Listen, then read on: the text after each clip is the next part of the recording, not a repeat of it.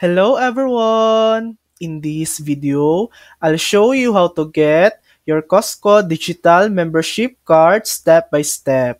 First, open the Costco app on your phone. If you don't have it yet, download it from the App Store or Google Play Store.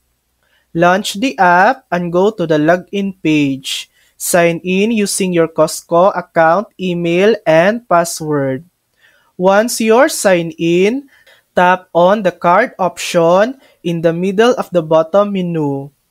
Tap Add Membership Number. If you already have a membership, enter your number and follow the prompts. If you don't have one, you can purchase a membership directly through the app.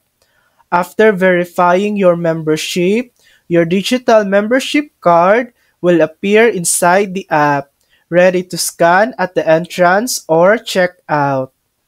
And that's it. That's how to get your Costco digital membership card. Thanks for watching.